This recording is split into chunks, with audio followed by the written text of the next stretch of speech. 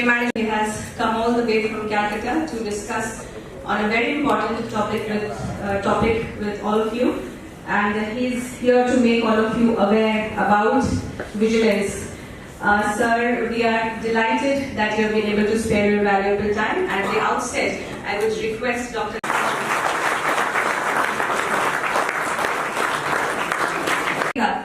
वही रोशनी लुटाएगा, किसी चिराग का अपना मगा नहीं होता। बिल्कुल उसी दीप्यमान चिराग की तरह, एक दीपक की तरह व्यक्तित्व है हमारे सीवीओ सर का, और उसी दीप्यमान व्यक्तित्व को लेकर आज आपके सामने वो आए हैं विजिलेंस या सतर्कता रूपी प्रकाश को फैलाने के लिए।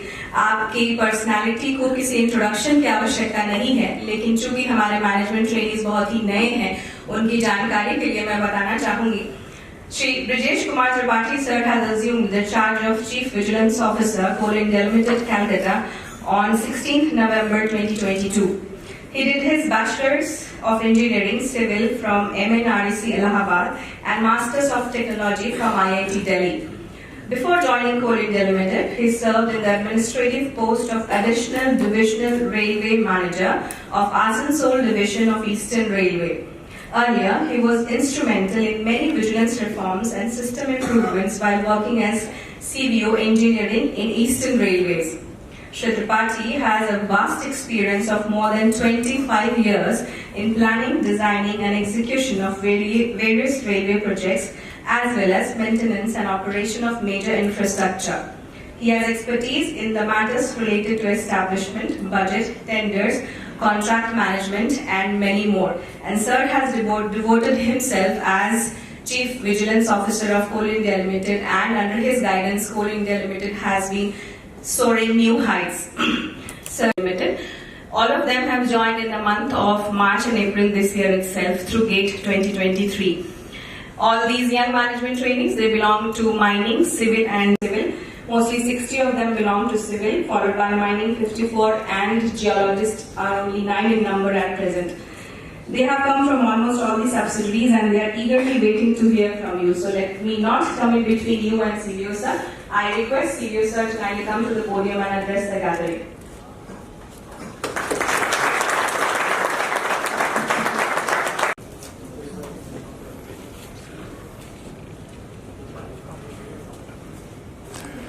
थैंक यू सुगंधा, आपने सही बोला।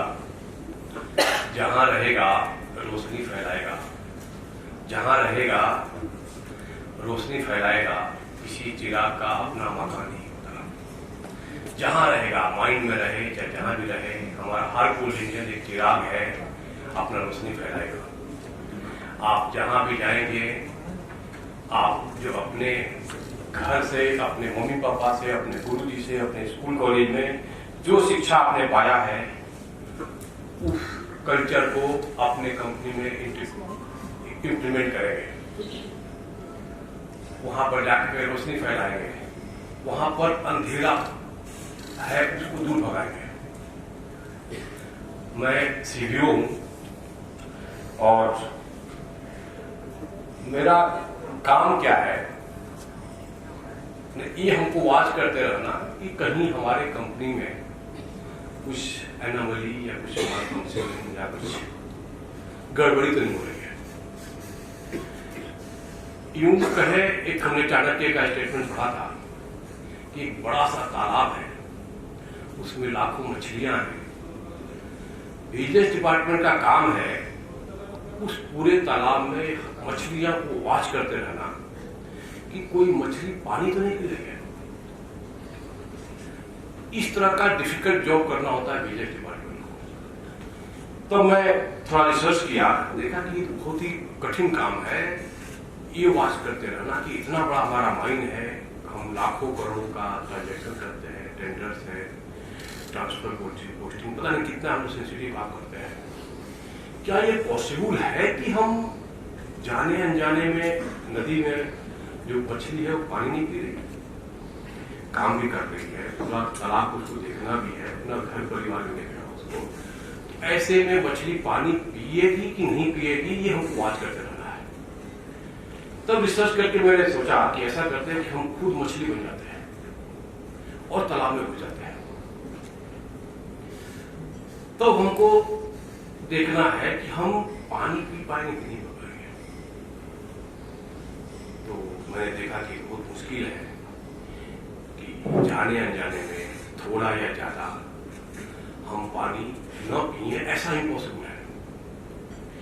ऐसा तभी पॉसिबल है जब वहां की मछली तालाब छोड़ के घर के बाहर, तालाब के बाहर आके बैठ जाए।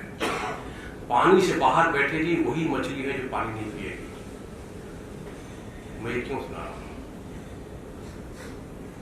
मेरा काम है आपको वॉच रखना, मैं वॉच रखना, लेकिन आपका काम है तालाब में घूमना, अपना माइंड में, इलाके में काम करना। गलतियां होंगी, जाने अनजाने में थोड़ा कम ज्यादा पानी पिएंगे, लेकिन माय डियर फ्रेंड्स, कभी ऐसा मछली मत बनना कि वो तालाब छोड़ के बाहर बैठ जाए।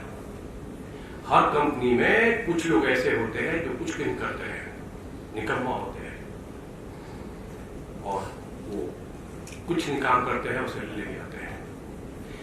जो आदमी निकम्मा है वही गलती नहीं करेगा, वरना इतिहास गवाह है। चाणक्य ने भी लिखा है कि जो मछली अंधा है वो जाने अनजाने में थोड़ा बहुत ज्यादा काम करेगी। इस पैटर्न के हिसाब से हमको काम करना है। कोई भी कंपनी हम ज्वाइन करें और हमको डिलीवर करना है, हमको अपने कंपनी को, अपने नेम एंड फेम को ऊंचा करना है। Respected madam ED IACM, thank you कि जो आपने हमको ये मौका दिया कि आपके शाइनिंग स्टार्स के साथ हम कुछ बोल सके। आज 31st फाउंडेशन डे है IACM का, यानी IACM 30 इयर्स का हो गया। 30 बैचेज यहाँ से निकल चुके होंगे कम से कम हमारे आपके जैसे। पिछले साल जब 30th फाउंडेशन डे था उसमें भी आया था, इसी हॉल में आप लोगों को मैंने एड्रेस किया था और बहुत सारे हम लोग बातें किए थे। आज मैं ऐसे कोल इंडिया को रिप्रेजेंट कर रहा हूं जो पिछले 2-3 साल में लगातार ग्रोथ कर रहा है। आपका कोल इंडिया लास्ट 2 इयर्स में मोर देन 10% का ग्रोथ कर रहा है।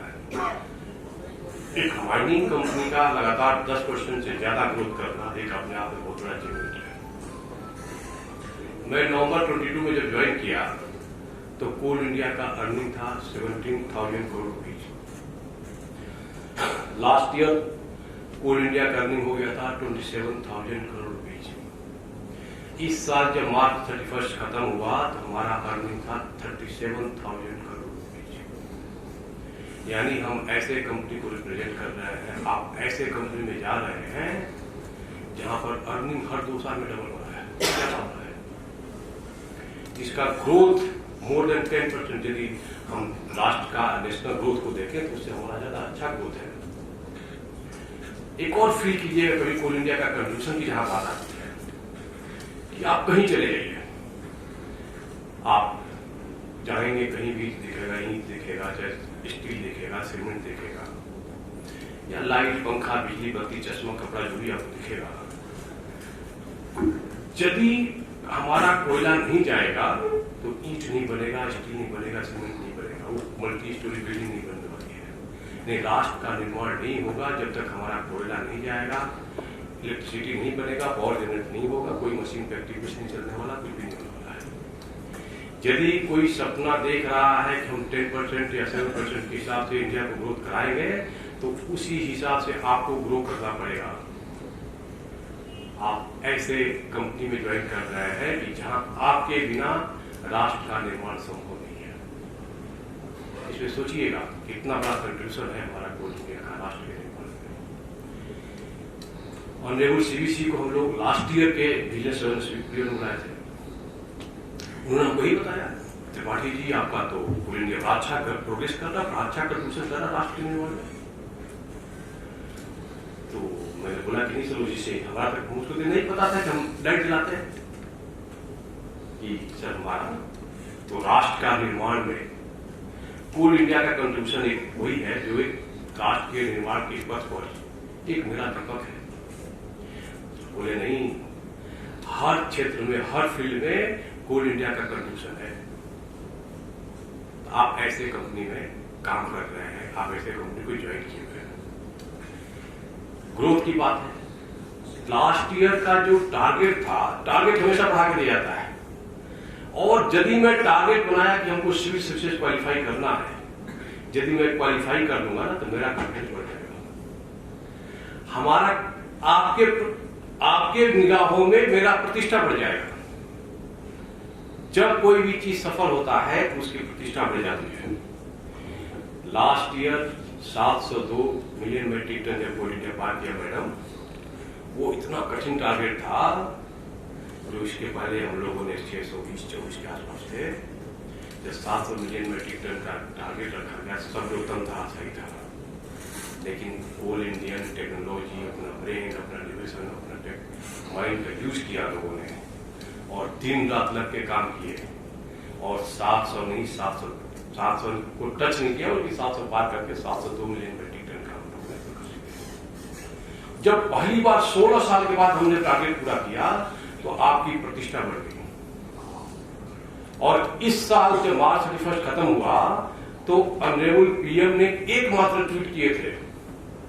वो ट्वीट था कोल मंत्रालय के नाम से, वो ट्वीट था आपका अचीवमेंट के बारे में। उस समय आप ज्वाइन नहीं किए थे, लेकिन ऑनरेबल पीएम ने एकमात्र ट्वीट किया कि कोल और लिग्नाइट मिला करके 1000 मिलियन मेट्रिक टन हम लोग प्रोडक्शन क्रॉस कर चुके हैं। वो अपने आप में यूनिक रिकॉर्ड था। जब ऑनरेबल पीएम का ये आया, तो मैंने ही सबसे पहले मैनेजमेंट को बताया, और ये भी रिसर्च किया कि नहीं, इस तरह का तारीफ 1 अप्रैल को ये दिखा रहा है, मतलब you people are doing great. एक और हम लोगों का जेम से टेंडर करने का, मैडम लास्ट ईयर टारगेट था ओनली 10,000 करोड़ का, और हम लोगों ने 30,000 करोड़ का टेंडर किए थे जेम के थ्रू। लास्ट ईयर खाली Coal India more than 1 lakh crore का जेम के थ्रू टेंडर किया था। जेम नया टेक्नोलॉजी हम लोग यूज कर रहे हैं, नया हम लोग बेस को यूज कर रहे हैं, हजारों इश्यूज है, फिर भी आपके लोग, आपके बॉसेस इतना जीनियस है, उन सबको देखते हुए भी टेक्नोलॉजी का यूज कर रहे हैं करके, और उन्होंने ऐसा किया। ट्रांसपेरेंसी इन टेंडर मैटर्स में हम लोग अव्वल दर्जे का है, और 30 सितंबर तक का मुझको डाटा था कि अभी तक हम लोगों ने 1.08 लाख करोड़ का टेंडर किए थे 30 सितंबर तक। उसमें 1.04 करोड़ का, 1.08 में 1.04 करोड़ का हम लोग जेम से टेंडर किए। ऑलमोस्ट मोर देन 97% हम लोग टेंडर जेम से किए। यानी कोल इंडिया ट्रांसपेरेंसी मैटर में इतना आगे है। आप लोग ज्वाइन भी कर लिए, माइंड भी देख लिए। आप सीसीटीवी आईटी इनिशिएटिव का जो हम लोग RFID और GPS टेक्नोलॉजी का जिस तरह से यूज कर रहे हैं, और जिस तरह से एक्सपेंडिचर कर रहे हैं, जिस तरह से उसको प्रायोरिटी दे रहे हैं, और हर तरह से, चाहे वो मेजरमेंट हमारा ई प्लेटफॉर्म का हो, जेम का हो, चाहे ई बिलिंग, ई ट्रांसफर और ERP का जैसे यूज कर रहे हैं, मतलब IT के यूज के बिना कहीं भी किसी का विकास संभव नहीं है। इसको माइनिंग सेक्टर होते हुए भी कोल इंडियन ने, जिसने भी बुद्धि लगाया 2015 से, IT सेक्टर में कैसे हम IT का यूज, माइनिंग सेक्टर में हम कैसे IT का यूज करें और ट्रांसपेरेंसी बढ़ाएं, इसको जिन्होंने किया था, बड़ा बखूबी से हम लोग उसको इम्प्लीमेंट कर रहे हैं। आप आइए, कोल इंडिया ज्वाइन किए हैं, लेकिन मैं अभी देख रहा हूँ आजकल के जो ब्रांड आ रहे हैं गेट 2023 के, मैं भी सिविल इंजीनियर हूँ। मैं IIT दिल्ली से जब MTech किया था, तो मेरा गेट का परसेंटेज अच्छा था, तभी IIT दिल्ली में पढ़ने में भी अच्छा था, और इंजीनियरिंग सेक्शन में टॉप किया था, रेलवे मिल गया। इसी तरह से मैं रिसर्च किया हूँ कि आज की डेट में यदि कोई भी आदमी कोई पब्लिक सेक्टर ज्वाइन कर रहा है, इतना डिफिकल्टीज है, इतने नंबर ऑफ इंजीनियर्स बन गए, इतने ज्यादा टेक्नोक्रेट्स हैं, ये कौन है जो आजकल ऐसे सर्विस में आ रहे हैं? मतलब यदि आप भी थोड़ा रिसर्च कीजिएगा, जो टॉपर है, अपने स्कूल का टॉपर, अपने कॉलेज का टॉपर, गेट का टॉपर, या कोई भी एग्जाम का टॉपर, वही ऐसे इंस्टीट्यूशन में आ रहा है। मैं ये मानता हूं कि आपका जो संस्कार, आपका जो मेहनत, आपका जो लगन, आपका जो स्ट्रगल किया है, आप संस्कार की अपने आप को संघर्ष किए हैं, उससे जो आप परिशोधित है, ऐसे आदमी को कोल इंडिया पाया है। आप इमेजिन कीजिए, मैंने क्लास 6 में टॉप कर दिया था, सडनली मेरी गांव जवार सब जगह बहुत प्रतिष्ठा बढ़ गई। मैं भी अपने आप सतर्क रह गया कि नहीं, मुझको वाच कर रहा है। और जब ये पता चलता है कि हाँ ये डेवलप कर रहा है, ये विकास कर रहा है, तो अपने आप उसकी जैसे मैं बताया टारगेट पूरा करते हैं तो प्रतिष्ठा बढ़ता है, तो उसका चाल चलन और लक्षण और उसके कर्म भी ऐसे हो जाते हैं। तो ऐसे ही हमारा हर मैनेजमेंट ट्रेनिंग है जो अपने आप में जेम है। आप परिशोधित हैं, स्ट्रगल किए हुए हैं, टेस्टेड है, ऐसे लोगों को कोल इंडिया लकी है कि पाया है। मैं एक मिशन बनाया, माय डियर फ्रेंड्स। मैं गेट क्वालिफाई किया था 1993 में, आप क्वालिफाई किए हैं 2023 में। There is huge gap. My dear friends, अपने लाइफ का मिशन ये मत बनाइए कि मुझको पैसा कमाना है। अपने लाइफ का मिशन ये मत बनाइए कि मुझको नेम एंड फेम कमाना है। अपना आप इतने अच्छे हैं, इतने सधे हुए हैं कि आपका ये छोटा मोटा एम से, छोटा मोटा गेम से कुछ नहीं बनने वाला है। आप अपने लाइफ का एम बनाइए, टारगेट बनाइए कि हमको परिवर्तन करना है। हम जहां रहेंगे वहां परिवर्तन करेंगे। मेरा मिशन है परिवर्तन करना। मैडम हमसे 2 साल 3 साल पहले पूछ रही थी, ये जो हमारा बैच है, हर अपना एरिया का, अपने माइंड का, अपनी सोसाइटी का एक हनुमान बने, जहां आपका बॉस आपको हनुमान के साथ विश्वास करे, फेथ करे।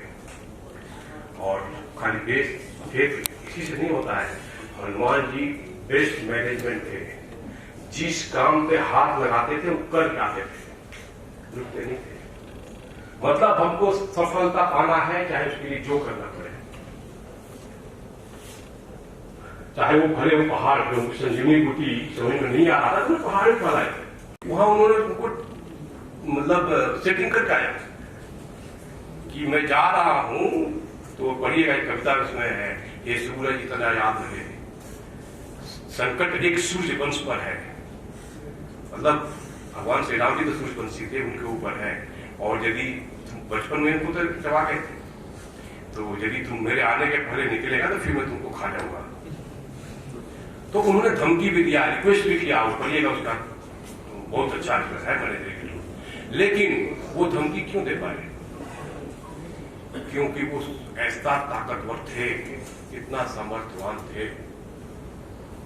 यानी आपको इतना नॉलेजेबल बनना पड़ेगा, इतना मेहनती बनना पड़ेगा, आपको अपने कंपनी के लिए, अपने कर्म के प्रति डिवोटेड होना पड़ेगा।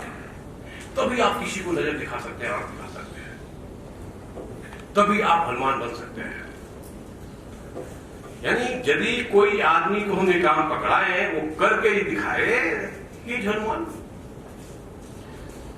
तो इसको भी ध्यान रखना है कि हमें अपने एरिया के लिए, अपने इलाके के लिए हनुमान का रोल अदा करना है, ताकि हमारा जो मैनेजमेंट है, हमारा जो बॉसेज है, हम पर बिल्कुल सही फेथ रखे और सही काम करें, जैसा हनुमान ने किया था। मैं था कहां पर कि आप अपना टारगेट बनाइए परिवर्तन करना। You are gem, you are genius. Coal India is lucky to have you. आप जहां भी ज्वाइन कर रहे हैं वहां जाएं, ज्वाइन हो, एरिया हो, ऑफिस हो, सब्सिडी हो, आप जिस पोस्ट पर भी जाएं, इवन फ्यूचर में भी आपका टारगेट है कि परिवर्तन करना है। कोल इंडिया का जो हर कंपनी में हजारों अच्छाइयां होती हैं और हजारों बुराइयां होती हैं। आप कोल इंडिया लकी है कि आपको पाया। आप कोल इंडिया में परिवर्तन कीजिए। आपका कार्यस्थल पर जो अच्छाइयां हैं उसको और अच्छा कीजिए, और जो बुराइयां हैं, जो हमारी लिगेसी है, हमारे यहाँ परंपरागत बुराइयां हैं, कुछ हमारे यहाँ एडॉप्टेड बुराइयां हैं, कुछ अपने कल्चर में रखी हैं बुराइयां। उस बुराइयों से टकराइए, क्योंकि आपका लक्ष्य है परिवर्तन करना। अटैक कीजिए और उसको परिवर्तित कीजिए। आपका लक्ष्य ये होना चाहिए कि हमको परिवर्तन करना है। जो खराबी है, चाहे टेक्नोलॉजी का हो या आईटी का हो या माइनिंग का हो या करप्शन इश्यू में हो या वर्किंग कल्चर में हो या एडमिनिस्ट्रेशन में हो या डिसिप्लिन में हो, उसमें आप परिवर्तन कीजिए। वहां पर बहुत ऐसे होंगे जो आपको रोकेंगे, टोकेंगे, आपको परेशान किया जाएगा, लेकिन आपका मिशन है परिवर्तन करना। मेरी बात मानिए, डरिए नहीं। डरना नहीं है, क्योंकि मैं यहां आया हूं इसलिए मुझको परिवर्तन करना है। आप आइए और अटैक कीजिए वहां पे। जो अच्छाइयां हैं उसको और अच्छा कीजिए, जो बुराइयां हैं उसको और उसको टकराइए, उसको खत्म कीजिए। और मेरी बात मानिए, यदि 1% भी आप सुधार कर पाए ना, जहां भी आप जा रहे हैं 1% भी सुधार कर पाए तो आपका जीवन सफल हो जाएगा। मिशन हमारा ही है। हमको जरूरी नहीं 100% ठीक कर पाएंगे, लेकिन यदि हम रास्ता भी ठीक कर पाए, गाड़ी का जो स्टीयरिंग को हम खाली थोड़ा सा सीधा कर पाए, तो हो सकता है कोई स्टेट लाइन मिल जाएगा। आपके ऊपर, आपके कंधों के ऊपर बहुत बड़ा बोझ है, बहुत बड़ा आपसे आशा है। पूरा विश्व आज के दिन में भारत से बहुत आशा के निराश देख रहा है। भारत विकास करेगा, डेवलप करेगा तो हमको भी कुछ हेल्प करेगा, कुछ मदद करेगा, इस आशा से पूरा विश्व भारत को देख रहा है। और आपको मैंने बताया, भारत का विकास तभी होगा जब आप विकास करेंगे, और कोल इंडिया का विकास तभी होगा जब आप उसमें आपको डिलीवर करेंगे, आप अनुमान बनेंगे, आप उसको परिवर्तित करेंगे। आपका कंट्रीब्यूशन सीधे विश्व में जाना जा रहा है। इस डायरेक्शन में सोचें, इसको करिए। एक और मैं हमेशा बोलता हूं, ये विजिलेंस डिपार्टमेंट रखा क्यों गया? किसी भी ऑर्गेनाइजेशन में या कहीं पर भी, या कोई बीमारी हो, या कोविड पीरियड में देखिएगा कि हार्डली 2 से 3% लोग बैटरी इफेक्ट हुए थे। 10% लोग थे कि तबीयत खराब हुआ फिर ठीक हो गए। 90% लोगों को पता भी नहीं चला कि कोविड का कुछ हमको असर पड़ा कि नहीं पड़ा। यानी जिसकी इम्यूनिटी अच्छी थी उस पर कोई असर नहीं पड़ा। जो कमजोर था वो अपने आप को उससे सफर हुआ, फिर उसको ठीक भी होकर ट्रीटमेंट करना पड़ा उसे। और जो बिल्कुल ही कमजोर था वो रहा नहीं, चल बसा। यानी यदि हमारे यहां कोविड का माहौल नहीं है तो हम स्वस्थ हैं, या हम पूरा इम्यून है, हम पूरा स्ट्रांग है, पूरा स्वस्थ है, तो फिर कोविड आए चाहे कुछ भी आए, हम वो असर नहीं करेगा। मेरे फ्रेंड्स, आप अपने आप को इतना इम्यून बनाइए, इतना सिस्टम अपने आप को इतना स्ट्रांग बनाइए, इथिकली, मोरली और अपना बिहेवियर से, डिसिप्लिन वाइज हर तरह से, कि कहीं पर भी किसी भी ऑर्गेनाइजेशन में चले जाएं तो आपको वो असर न करे। इतना हमारा हर कोल इंडियन जब इतना स्ट्रांग होगा, तो यदि हमारा कोल इंडिया में कुछ खराबी भी है तो उसका असर उसके ऊपर नहीं पड़ेगा। या कोई हमारा बिल्कुल आइडियल ऑर्गेनाइजेशन है, वहां सब कुछ साफ सुथरा है, बिल्कुल हाइजीन वाला माहौल है, वहां पर कोई बीमार आदमी भी जाएगा तो वो ठीक हो जाएगा, या बीमारी उसकी बढ़ेगी नहीं, या कुछ दिन तक कम से कम कंट्रोल रहेगा। यानी या तो एक बार आदमी, ह्यूमन बीइंग हमारा आइडियल रहे, या एक बार ऑर्गेनाइजेशन आइडियल रहे। लेकिन प्रैक्टिकली ये दोनों पॉसिबल नहीं है। इसीलिए डॉक्टर की जरूरत पड़ती है कि बीमार पड़ेगा उसका ट्रीटमेंट करेगा। कुछ लोग बचा पाता है, कुछ लोग गोली मारना पड़ता है, या नहीं बच पाता है। तो हमारा ऑर्गेनाइजेशन भी पूरी तरह से परफेक्ट नहीं है, और हमारे यहाँ के लोग भी पूरी तरह से परफेक्ट नहीं होते हैं। इसी को वॉच करने के लिए विजिलेंस डिपार्टमेंट रखता है। कोई ट्रैफिक पुलिस में देखिएगा, ट्रैफिक पुलिस की क्यों जरूरत है? क्योंकि वहां पर देखिएगा हजारों में 2-4 आदमी ऐसे मिल जाएंगे जो रफ ड्राइव कर रहे हैं। तो ऐसे लोगों को पकड़ करके और उचित दंड दिया जाए, उचित जगह उसको पहुंचाया जाए, इसके लिए ट्रैफिक पुलिस होता है। ठीक सिमिलर वे में आपके यहाँ विजिलेंस डिपार्टमेंट इसीलिए होता है। विजिलेंस डिपार्टमेंट के बारे में बहुत बड़ा मुद्दा है। एक विजिलेंस मैनुअल है, उसमें क्लियर कट लिखा हुआ है कि विजिलेंस डिपार्टमेंट एक डिपार्टमेंट है, जैसे माइनिंग है, सिविल है, इलेक्ट्रिकल है, सिस्टम डिपार्टमेंट, एमएम डिपार्टमेंट है, वैसे हमारा विजिलेंस डिपार्टमेंट भी डिपार्टमेंट है। उसका भी बॉस उसका सीईओ है न, वो भी उसी को रिपोर्ट करता है। माय डियर फ्रेंड, एक टीए तुम यदि आप गलत क्लेम कीजिएगा तो अकाउंट्स वाला या पर्सनल डिपार्टमेंट वाला उसको 10 पॉइंट लिख करके लौटा देगा, क्योंकि अपना ड्यूटी कर रहा है। कोई आपका गलत बिल चला दिया तो उसको 10 पॉइंट लिख करके लौटा देता है। वही काम यदि विजिलेंस वाला एक बार किसी को बुला दिया तो आपको कष्ट क्यों होता है? वो भी अपना ड्यूटी कर रहा है। नहीं, विजिलेंस वाला एक ऑब्जर्वेशन देता है, बहुत कष्ट होता है। फाइनेंस वाला 15 ऑब्जर्वेशन देता है, किसी को कष्ट नहीं होता है। तो ये दिमाग से निकाल दीजिए कि वो हमको फॉल्ट फाइंडिंग करने के लिए या हमको गोली मारने के लिए यहाँ बैठा हुआ है। वो भी एक डिपार्टमेंट है, वो भी अपना काम कर रहा है। विजिलेंस हमारा अभी 838 का टारगेट यदि कोल इंडिया का है, यदि हमारे डीटी का टारगेट वो है, तो हमारे सीबीओ मेरा भी टारगेट 838 मिलियन मेट्रिक टन का है।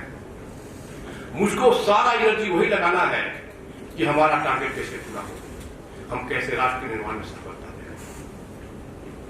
हर एक आदमी का अपना अपना कर्म है, अपना अपना ड्यूटी है, अपना अपना सब असाइनमेंट दिया हुआ है। दूसरा एक और देखिए, मैं हमेशा कंफ्यूजन सब रहता है, विजिलेंस डिपार्टमेंट की ड्यूटी नहीं है कि ऑर्गेनाइजेशन को करप्शन फ्री किया जाए। ये ड्यूटी है वहां के सीएमडी के, वहां के सीईओ का, वहां के चेयरमैन का, वहां का मैडम आईआईसीएम के जो ईडी मैडम है, इनकी ड्यूटी है कि हमारे ऑर्गेनाइजेशन में करप्शन फ्री माहौल हो। और जहां पर करप्शन वाली बात आती है उसमें विजिलेंस डिपार्टमेंट एक सहायक की भूमिका निभाता है, एक एडवाइजर की भूमिका निभाता है, जैसे फाइनेंस एडवाइजर होता है या सेफ्टी एडवाइजर होता है। विजिलेंस डिपार्टमेंट बिल्कुल उसी तरह से है जैसे आप हैं, अपने डिपार्टमेंट के लिए काम करते हैं, उसे विजिलेंस डिपार्टमेंट अपने हिसाब से काम करता है। अब आता है मछली, इतना बड़ा तालाब। तो मैं जब ज्वाइन किया तो मैं रेलवे में बिजनेस में था। जब यहां आने लगा तो लोगों ने बोले कहां जा रहा है यार, काला कोयला काला, करप्शन, सो एंड सो। फिर यहाँ पर कुछ दिन तक मैं ऑब्जर्व किया, यहाँ का जो प्रायोरिटी और यहाँ का विषय आप लोगों को देखा, तो मुझको लगा कि ऐसा है नहीं यार, दुनिया में जिस तरह से कोल इंडिया का इमेज है वैसा है नहीं। तब मैंने इस तरह का आप लोगों को बताना, आपके पास आना शुरू किया कि ये इमेज हटाया जाए कि कोल इंडिया में करप्शन ही करप्शन है, बाकी सब जगह जैसे सोशल बीमारी है उसे कोल इंडिया में बीमारी है। और मैं सोचा कि इसको हम कैसे ठीक कर पाएंगे, हमारे यहाँ के लोग इतने अच्छे हैं। तो मैं बताया कि हमारा कोल इंडियन, हर एक कोल इंडियन मेरा एसेट है, हर एक कोल इंडियन के चलते ही हमारा कोल इंडिया चलेगा। तो मैंने एक स्लोगन दिया कि you are a vigilance officer. जिस दिन मैं रेलवे ज्वाइन किया, मुझको पहले दिन बताया गया कि you are a vigilance officer, you are a safety officer, you are personal officer, you are finance officer. यानी आपको ऐसा रोल करना है कि कोई सेफ्टी वाला आके नहीं बताएगा कि नहीं इसको ऐसे अनसेफ काम मत करो, ऐसे सेफ्टी काम, आपको खुद सोचना है। वैसे ही आपको बिजनेस ऑफिसर की तरह काम करना है। इवन फाइनेंस वाला क्यों ऑब्जर्वेशन देगा, हम खुद फाइनेंस ऑफिसर रहे हैं, वो सारा काम करें जो फाइनेंस वाला काम करता है। हम कोई मैनुअल का कोई भी यदि अपडेट नहीं हुआ है तो उसको हम सजेस्ट करें, उसको ठीक करके उसके हिसाब से काम करें। जो हमारे टेक्निकल डिपार्टमेंट काम कर रहा है, जो टॉप बॉस काम कर रहा है, वो हमारा फाइनेंस वाला भी काम करे, उसको हेल्प करें। तो you are a business officer, इस तरह से जाइए। जब बिजनेस ऑफिसर होता है तो खुद सतर्क रहेगा। मैं बिजनेस ऑफिसर हूं तो मैं खुद सतर्क हूं और अपने साथ वालों को भी सतर्क रखूंगा। मैं एक मिशन बनाया, जब आप सतर्क रहिएगा, अपने साथ वालों को सतर्क रखिएगा, अपने डिपार्टमेंट को सतर्क रखिएगा, तो अपने आप वो डिपार्टमेंट, वो आपका जो भी सराउंडिंग इलाका है वो करप्शन फ्री होगा। वहां पर बहुत मोटी चमड़ी वाले हैं जो अपोज करेंगे, लेकिन फिर याद रखिए कि आप परिवर्तन के लिए है और आपको डरना नहीं है। एक कोर्ट में आप सब सुने होंगे, पीआईडी रिजोल्यूशन से कंप्लेन होता है। वो ऐसा रिजोल्यूशन है, सीबीसी सीधे उसको मॉनिटर करता है, सीधे सीबीसी को ही कंप्लेन किया जाता है। और वो कंप्लेन पिछले 2 साल से हमने खूब प्रचार प्रसार किया, और उसमें सबसे बड़ा फायदा हो रहा है कि ऐसे कॉन्फिडेंशियल डॉक्यूमेंट कंप्लेन के साथ अटैच होकर आ रहे हैं कि हमको तो कभी कभी संदेह होता है कि बिल्कुल उसका स्टेनो बाबू, चाहे उसका जो जूनियर है, चाहे उसका जो सीनियर है, उसने कंप्लेन कर दिया है। It is so top secret कि आपका दाहिना हाथ कंप्लेन करेगा, बायां हाथ में पता नहीं चलेगा। वो विजिलेंस डिपार्टमेंट के लिए बहुत बड़ा टूल है पीडीपी रिजोल्यूशन के थ्रू कंप्लेन आना, जिसको मैं खूब प्रचार प्रसार किया। जब भी मैं प्रचार प्रसार करता हूं, आपको बताता हूं, जो मोटी चमड़ी वाले हैं ना, उनको जैसे लगता है करंट लग गया, वहां खलबली बच जाती है। कई बार हमको बताया भी, पता नहीं सर आप क्या बोल दिए कि हमारे ऐसा कर्म करते क्यों, डर लगे। तो पीडीपी रिजोल्यूशन गूगल में सर्च कीजिएगा, क्या तरीका है, कैसे तरीका है, उसको कंटिन्यूसली मेंटेन करने का नियम भी है। पता नहीं चलेगा, सीबीसी आपका नेम और सब कुछ एड्रेस हाइड करके, और उसको फिर से कंसर्न जो भी सीबीआई को भेजना हो, चाहे सीबीओ को भेजना हो, चाहे किसी को भी, हमको पता नहीं था कौन कंप्लेन किया है। तो उसका यूज कीजिए ऐसे लोगों को जो आपके विजिलेंस ऑफिसर की तरफ बिहेव करने पर जो आपको बाधा पहुंचाते हैं। आईटी का यूज करने में जो बाधा पहुंचाते हैं, हम तो उनको मान के चल रहे कि as good as corrupt person. नहीं, हम हजारों करोड़ का टेंडर करने में कोई दिक्कत नहीं हो रहा है, लेकिन वो सीसीटीवी का 2-3 करोड़ का टेंडर करने में बहुत नाटक करना पड़ता है। जो हमारे पूरा हमने करोड़ों का आईएसीएम बनाया, और जब बिजली बल्ब लगाने की बात आई, बल्ब बत्ती लगाने की बात आई, तब टेंडर नहीं कर रहे हैं। हम चाहते हैं कि अंधेरा रहे, यहाँ पर इलीगल काम होता है। तो आपको बोला है मैडम ने कि जहां रहेगा चिराग फैलाएगा। आप प्रकाश, आपकी राग है। मैं भी बोलता हूं, मेरा हर कोल इंडियन एक दीपक है। हर कोल इंडियन बिजनेस ऑफिसर है, मेरा हर कोल इंडियन दीपक है। दीपक जितना जलता है ना, अंधेरा उतना ही भागता है। आप जितना जलेंगे, जितना आप काम करेंगे, जितना आप एक्टिव रहेंगे, उतना ही करप्शन दूर भागेगा। चाहे माइंड में रहिए, चाहे जहां भी रहिए। वो जो चाणक्य का था कि एक आदमी को लगा दिया कि मछली वॉच करते रहो, मुझसे कुछ नहीं होने वाला है। 4-5 जो मीडिया डिपार्टमेंट वाले हैं, उनसे कुछ नहीं होने वाला है। इसीलिए मैं चाहता हूं कि मेरे पास जितने कोल इंडियन है, 2.3 लाख आज डेट हमारे हैं, इतना बड़ा ऑर्गेनाइजेशन है, जब सब एक साथ मिलकर के आवाज उठाएंगे तो देखिएगा करप्शन छूमंतर हो जाएगा। आप दीपक हैं, आप जलिए। लेकिन एक और हमने देखा है कि फिर मैनुअल में भी लिखा हुआ है कि जो विजिलेंस डिपार्टमेंट है, उससे तो जो करप्ट है उनको तो डरना ही चाहिए, जो ऑनेस्ट भी है ना, वो भी लाइफ नहीं करते हैं। This is fact. मैं रेलवे में भी विजिलेंस ऑफिसर में था, यहां भी मैं विजिलेंस ऑफिसर में हूं।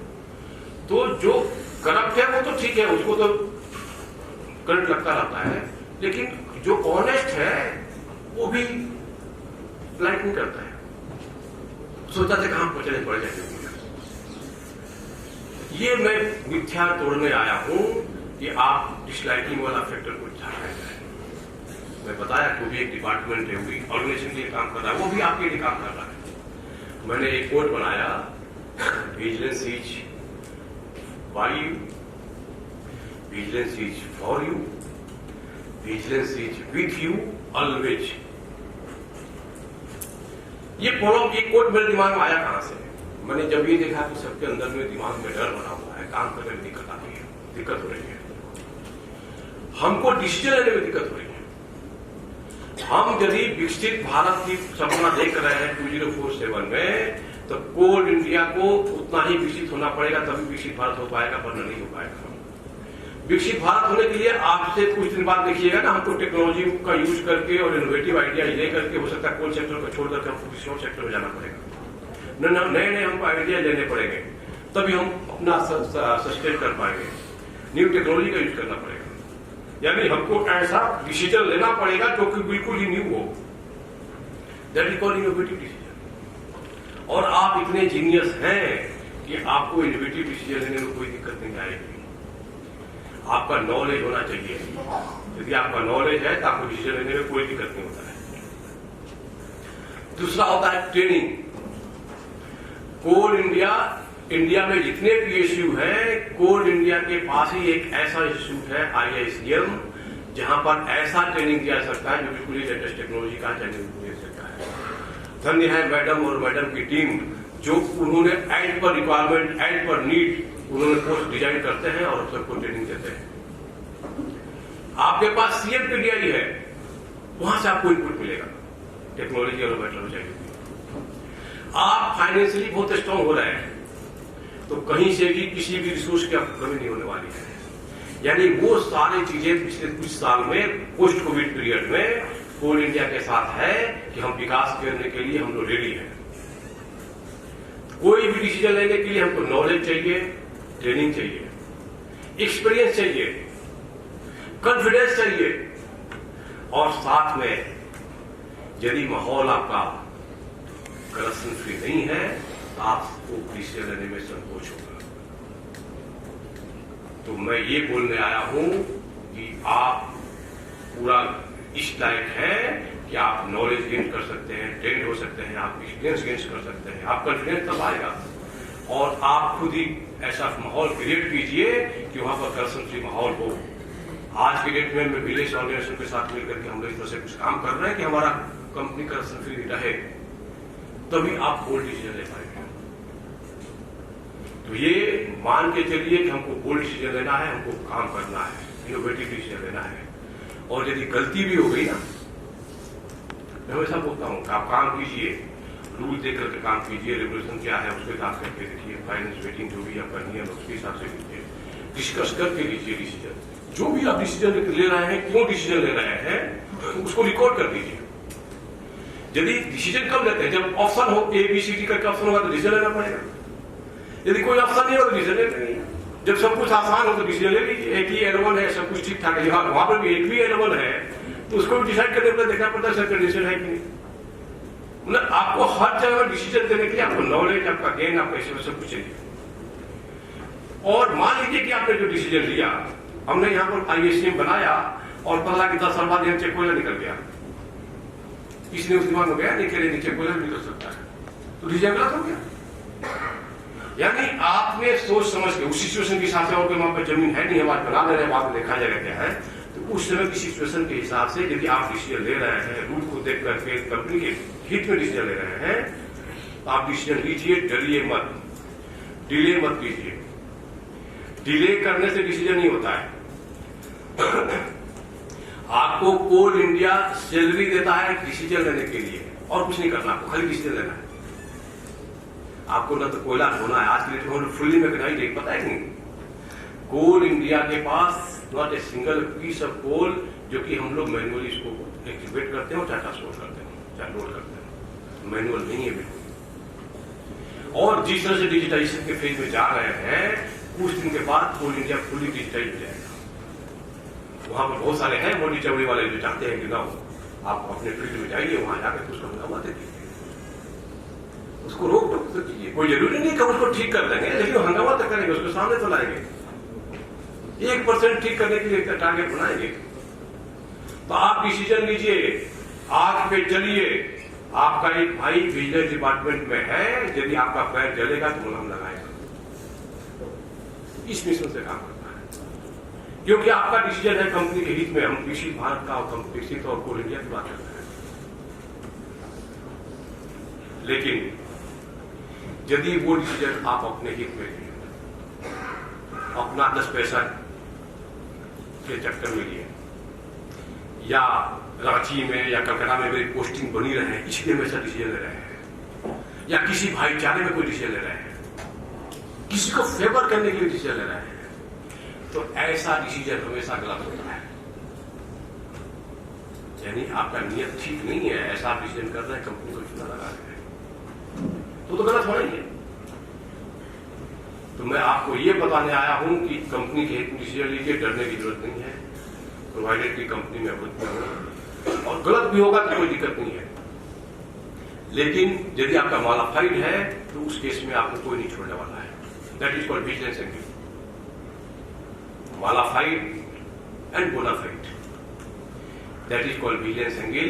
यदि आपका नियत ठीक, इसीलिए विजिलेंस डिपार्टमेंट को बनाया गया, बहुत रिसर्च करता है, बहुत इन्वेस्टिगेट करता है क्यों ली डिसीजन लिया। हम तो ये भी बोलते हैं कि वहां जरा खुद बैठ के देखना, तुम होते तो क्या करते। एक यही रांची में ही ऑक्सीजन प्लांट कोविड पीरियड में ऑक्सीजन प्लांट लगाने की बात आई। मैडम पीएमओ से सीधे कोल इंडिया से था कि आपसे आशा करते हैं कि एक ऑक्सीजन प्लांट आप लगा दीजिए। किस तरह का मुसीबत था पूरे देश दुनिया में। कोल इंडिया के लोगों ने एक्सेप्ट किया और रांची में एक ऑक्सीजन प्लांट लगाने की बात आई। 16 मई को उद्घाटन था, 10 मई को everything was ready except some correcting pipes. उस समय उसका जो पाइप आएगा बॉम्बे से आएगा।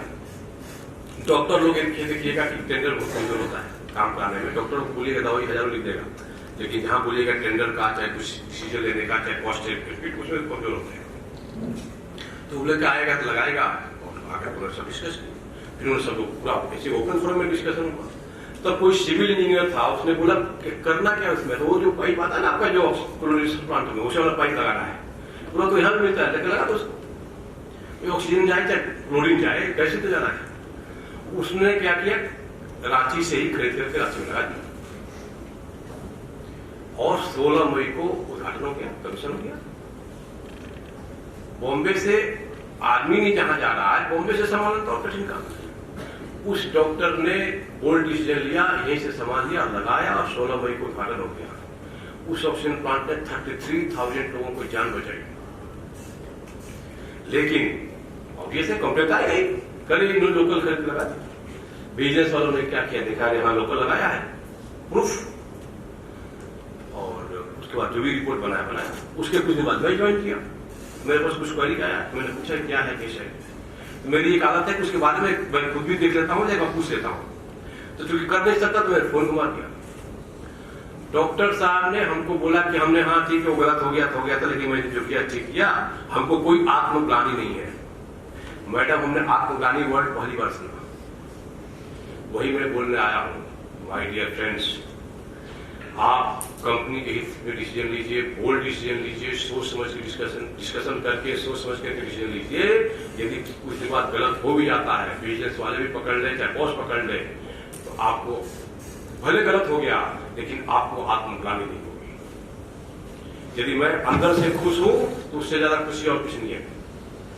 लेकिन यदि वही आपने नियत खराब है, कंपनी के बारे में यदि करते हैं तो आपको कोई माफ नहीं कर पाएगा, आप अपने आप को नहीं माफ कर पाएंगे। तो उसमें मैंने कहीं कविता पढ़ा था कि बख्श देता है खुदा उसको, बख्श देता है खुदा उसको जिसकी तकदीर खराब होती है। नसीब खराब था, डिसीजन लिया, गलत हो गया, उसको भगवान भी माफ कर देते हैं। उसके लिए हम और आप क्या आते हैं। बख्श देता है खुदा उनको जिनकी तकदीर खराब होती है, लेकिन वो हरगिज नहीं बख्शे जाते हैं मैडम, लेकिन वो हरगिज नहीं बख्शे जाते जिनकी नीयत खराब होती है।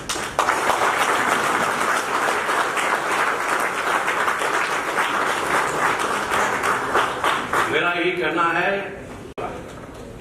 कि वर्किंग कल्चर को लेकर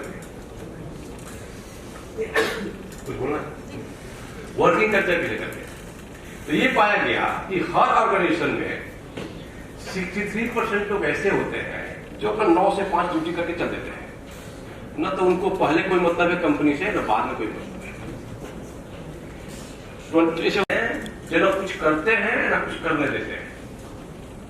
उसी में वो निकम्मा टाइप लोग भी आते हैं, उसी में करप्ट वाले भी आते हैं, उसी में आपका वो 24% होते हैं। 13% ऐसे होते हैं जिनके लिए कंपनी ही सब कुछ, वो हनुमान जी टाइप, दिन रात कंपनी के लिए लगा रहेगा, दिन कंपनी के लिए खटेगा, कंपनी के लिए रहेगा, दिन रात लगाएगा। कल के दिन यदि वो चेयरमैन बन गया तो होता है देखो उसको परसेंटेज को चेयरमैन बना दिया। अरे माय डियर फ्रेंड, यदि 13% वाला में तो चेयरमैन का तो चेयरमैन बन जाएगा। मतलब आपको 13% वाले में बनना है, ऐसा मिशन बना दीजिए। दूसरा, ऐसे ऑर्गेनाइजेशन आप ज्वाइन करने जा रहे हैं जहां पर इस तरह के लोग रहेंगे, तो आप अपने लाइफ का वही लक्ष्य बनाइए कि मुझको परिवर्तन करना है। आप 24 वाले को हो सकता है नहीं चेंज कर पाएंगे।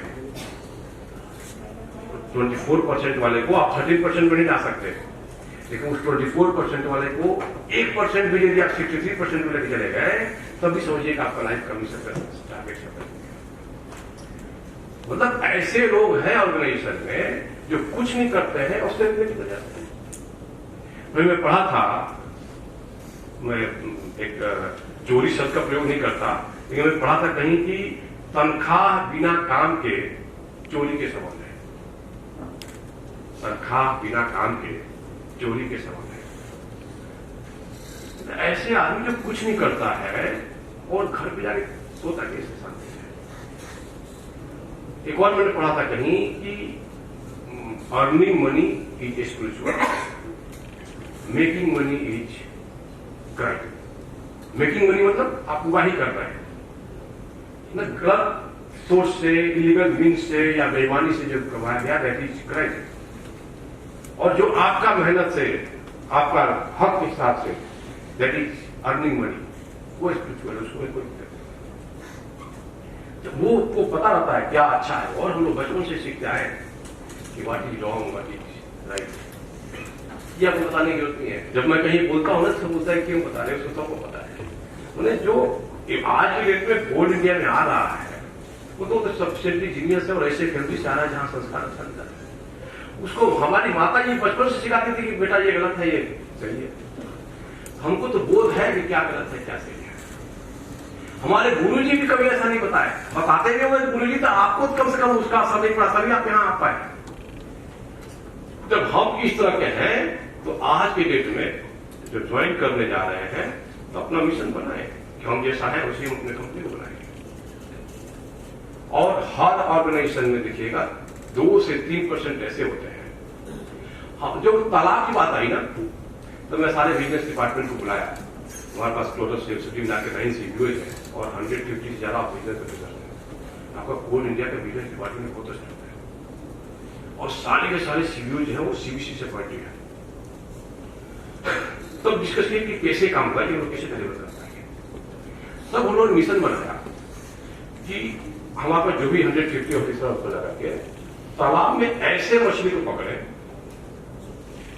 जो या तो खाली पानी पीती है या तालाब को गंदा करे, पोल्यूट कर रही है। ऐसे जब हम लोग सिलेक्ट करने गए, जितने कंप्लेन आ रहा है, चाहे जितना हम लोग चेक करते हैं, हमने देखा कि 2 से 3% लोग ऐसे हैं। हर ऑर्गेनाइजेशन, खाली कोल इंडिया में नहीं, सब ऑर्गेनाइजेशन ऐसे हैं 2 से 3% लोग जो या तो खाली पानी पीते हैं या तालाब को गंदा कर देते हैं। उसको मैंने नया वर्ड दिया है मोटा भाई, मोटी चमड़ी वाले मोटा भाई। ऐसे लोगों को नियत खराब है इनका, पीटीपी का इंजेक्शन देना पड़ेगा, पीटीपी का यूज कीजिए। हर ऑर्गेनाइजेशन देखिएगा 2 से 3% हो जाएगी। उनको रोक टोक करना पड़ेगा, इनका कंप्लेन करना पड़ेगा, तब जाकर के आपका कंपनी ऑर्गेनाइजेशन आपका सुधार।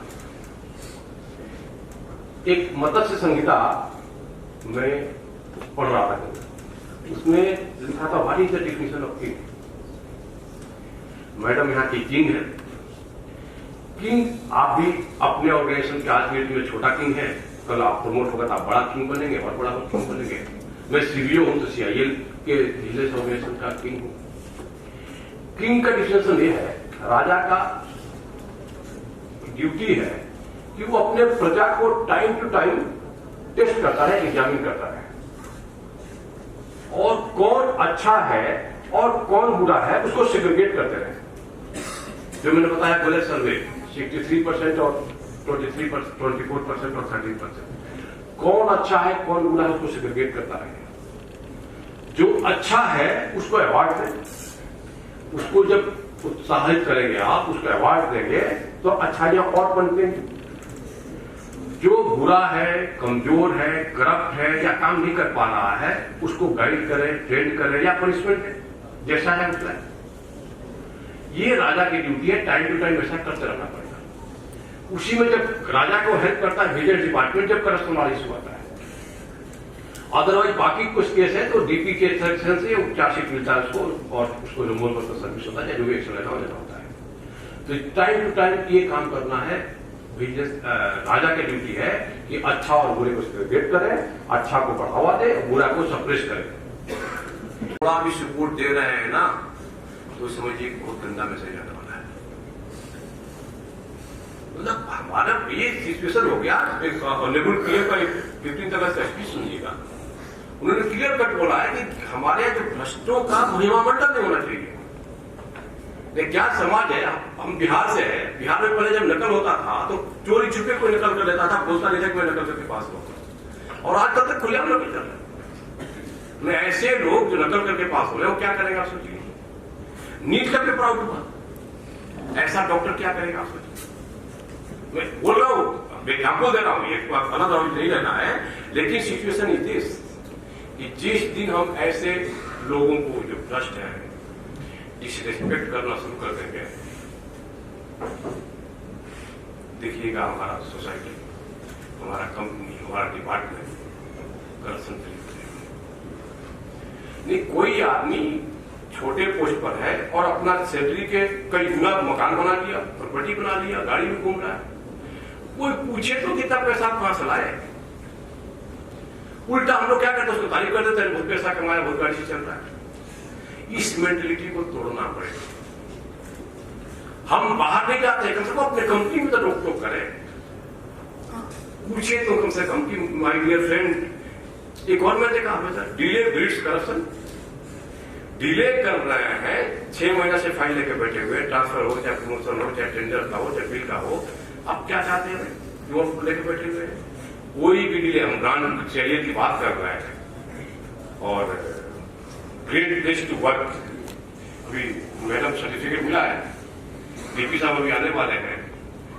मैं सर से हम लोग ड्राइव लिए थे तो काफी रिसर्च किया, कुछ ऐसा काम करे कि कोल इंडिया की इमेज सामने तक जाए। तो काफी रिसर्च किया गया कैसे है क्या है। तो मैंने भी बताया बहुत कुछ, इस सर्वे को, और 50वां स्थापना दिवस हम लोग मना रहे थे तो एक उन्होंने सर्वे किया कि हाउ कोल इंडिया रीच। जो लोग काम कर रहे हैं यहाँ पे, दे अवेयर देखो क्या है इसमें। उनका जब सर्वे हुआ तो मोर देन 83% लोगों ने बोला कि this is the great place to work. More than 83% लोगों ने बोला कि this is great place to work. ऐसा सर्टिफिकेट मिला कोल इंडिया को इस पर्टिकुलर ईयर के लिए। ये भी कॉन्फिडेंस था, लकी है कोल इंडिया के 50th फाउंडेशन डे में, जब हम इस तरह से, मैं बताया आपको, जब आप टारगेट रिसीव करते हैं, जब ग्रोथ करते हैं तो आपका प्रतिष्ठा बढ़ता है, जब ट्रांसपेरेंसी सामने आती है तो प्रतिष्ठा बढ़ता है। उसी का रिजल्ट है कि हमको ग्रेट प्लेस टू वर्क मिलेगा। यदि हम ब्रांडेड कंपनी का ग्रेट प्लेस टू वर्क की बात सपना देख रहे हैं और यदि डिले हो तो हम बर्दाश्त नहीं करेंगे। यदि कोई आपके पास फाइल है तो उसको आप तुरंत निकालिए, बॉस के पास है तो उनको बोलिए कि सर इसको 2 दिन हो गया, आप इसको निकालिए। एजेंट नहीं बोलिए, कोई एजेंट झगड़ा करना है, नीचे वाले को देखिए क्यों उसके पास निकाला, हो सकता है उसको लिखना नहीं आता हो। यदि लिखना पड़ेंगे तो उसको गाइड कर दीजिए, फाइल को जल्दी निकालना हो, बैठ कर कभी निकालते हैं। मैं रेलवे में एडीआरएम में था, इसके आने के पहले मेरे सब लोग, मैं बिजनेस से क्या एडीआरएम बन गया। जब एडीआरएम बना तो सब बोला कि तो बिजनेस से साहब आए कुछ काम नहीं करेंगे। बोले नहीं, मैं भी काम करूंगा, अंतर होगा केवल 10 मिनट का। जब मेरे पास तो कागज भेजेगा तो पेन ड्राइव में सब को भी भेजेगा, मर्जी तो आ जाएगा, मैं थोड़ा अंग्रेजी सुधार दूंगा। और ये मैं हमेशा इस फेवर में हूँ, डिसीजन लीजिए, बोल्ड डिसीजन लीजिए, क्यों डिसीजन लिख लीजिए। यदि आप एक बार लिख देंगे ना तो कोई आपसे पूछने नहीं जाएगा, नहीं लिख रहे तो कंफ्यूजन होगा। वो डॉक्टर साहब जो लिख दिए होते बिकॉज ऑफ दिस साउंड लगा रहे हैं, उसने कोई गलती भी नहीं किया था। वो 5,40,000 जो ब्रांडेड सामान था, 3,40,000, 5,30,000 का सामान था, 3,40,000 में खरीदा, पेमेंट भी कुछ नहीं किया था, कोई उल्टा सीधा पेमेंट नहीं किया। हाँ, एक और जो गैस प्लांट वाला बताया, मैं ये बात सीबीसी को बताया, पूरा सीबीसी में कोल इंडिया का इतना वाहवाही हुआ कि Coal India is like that, they are taking such type of decision. हाँ, हमको लेना है डिसीजन किया, बस यही गलती उसने किया कि लिखा नहीं था, लिखा होता तो फिर कुछ एक्शन नहीं होता। तो आप जो भी डिसीजन ले रहे हैं, क्यों डिसीजन ले रहे हैं उसको रिकॉर्ड कर दीजिए, क्योंकि आपने कंपनी के हित में डिसीजन लिया।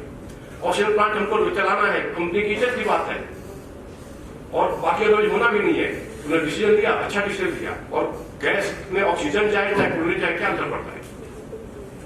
टेक्निकली भी कोई गड़बड़ नहीं। तो उन्होंने इतना अच्छा डिसीजन लिया, अब जो हमको उसका निगेटिव होना चाहिए, ठीक उसका उल्टा पड़ा और कोल इंडिया का बहुत वाहवाही हुआ। ये कोल इंडियंस ऐसे हैं, इतना गोल्ड डिसीजन लेते हैं। उसी तरह से डिले वाला इफेक्ट पे बॉस को जेंटली बोलिए, बॉस आपको चिड़वाएगा कहां से आदमी आके और टोकेगा से करके, लेकिन आपका काम है परिवर्तन करना है। इस तरह से हम आज डेट में ब्रांडेड CIL हमने एक मिशन लेके चला हूं, brand CIL at the rate of 50। अगले साल, इस साल हम लोग 50th फाउंडेशन डे बना रहे हैं, अगले साल पूरा 50 ईयर्स के हो जाएंगे। तो अगला 1 साल माय डियर फ्रेंड्स मेरा एक काम कर दीजिए, अगले 1 साल दीपक की तरह काम करना है, एज ए बिजनेस ऑफिसर की तरह काम करना है, हनुमान की तरह काम करना है। कोल इंडिया को जिस तरह से ग्रोथ में है, इस ग्रोथ को आगे मेंटेन करते हुए चलना है। और ऐसा हम सपना देख रहे हैं कि 50वां साल जब पूरा हो जाए तो कोल इंडिया एक ब्रांडेड कोल कंपनी की तरह जाए, अव्वल दर्जे का कंपनी आ जाए। हमारे चेयरमैन साहब का 15 जनवरी का स्पीच, 26 जनवरी का स्पीच सुनिएगा, उन्होंने लास्ट में बोला है कि कोल इंडिया को न केवल मूल्यवान कंपनी बल्कि मूल्यों पर आधारित कंपनी बनना है। तो जब सबका ऊपर से नीचे तक सबका एक ही मंशा है, we should go for value, we should go for branding, तो कमी कहां है? आप भी अच्छे हैं, कंपनी का मैनेजमेंट का भी बहुत अच्छा है, ऐसा ऑर्गेनाइजेशन, ऐसा टेक्निकल हेल्प मिल रहा है, रिसोर्सेज आपको ट्रेनिंग, इवन मैं फ्री आ गया हूं बिल्कुल कि मुझको इस चीज के बारे में बताना है। मन सा क्लियर है, कमी कहां है? कमी है हमारे अंदर विल पावर की कमी है।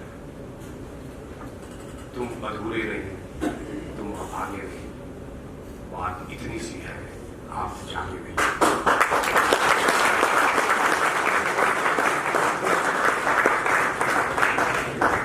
तब लगना पड़ेगा हमको, तभी हम ग्रेट बेस्ड वर्क वाला तगमा को अगले साल मेंटेन कर पाएंगे, कंटिन्यूस मेंटेन कर पाएंगे। हमको लेके चलना है, डरना नहीं है, इस मिशन में हम लोग काम करें। एक और मैं बोल रहा हूं कि जिस दिन से डिसरेस्पेक्ट करना हम शुरू करें, ये सोसाइटी में लाना, खाली पॉलिटिक्स की बात नहीं है, सोसाइटी में लाना है कि जो करप्ट है उसको डिसरेस्पेक्ट होना चाहिए। मैं रेलवे में भेजने के साथ एक कविता बनाया था कि मैं जिस दिन नो बोलना शुरू करूंगा ना, मैं लगता हाँ द गोल्ड पर्सन। बॉस बोले चाहे जो भी बोले, यदि गलत है तो उसको नो बोलना शुरू करें, उसको करना शुरू करें, मैं रहूंगा हाँ अच्छा। तो उसमें करता था कि वक्त के इस दौर में, उम्र के इस पड़ाव पर वसूलों को ताक पर क्यों रखे हम? वसूलों को ताक पर क्यों रखे हम? गलत को गलत ना सही पर सही भी क्यों कहे हम? गलत को गलत ना सही पर सही भी क्यों कहे हम? माना कि बहुत कुछ सीखना बाकी है, माना कि बहुत कुछ सीखना बाकी है, पर माता पिता और गुरुजनों ने जो सिखाया उसी मूल्यों पर तो आज तक टिके हुए हैं हम। ईमानदारी वो मेरी जीवन शैली क्यों भूले हम? ईमानदारी वो मेरी जीवन शैली क्यों भूले हम? ईमानदारी को हम अपनाए, देखिए कि गलत क्या है, सही क्या है। यदि हमको डर लग रहा है, एक और मैं देखता हूँ कि हमेशा जब भी किसी भ्रष्ट के हमेशा बोलने जाइएगा ना, डर जाता है आदमी। फैक्ट है, डरना भी चाहिए, क्योंकि लोग अच्छे लोग नहीं होते। जब भी मैं भ्रष्टाचार के अगेंस्ट बोलता हूं तो हाथ को मुंह को ढक लेता हूं, कोई जान न जाए, हमेशा आ जाए। फिर सोचता हूं कि यदि मैं नहीं बोलूंगा तो मेरे बच्चे क्या बोलेंगे कि देखो हमारे आने वाली पीढ़ियां बोलेंगे कि ये डर गए, इसलिए हिंदुस्तान में क्या नहीं लग गया।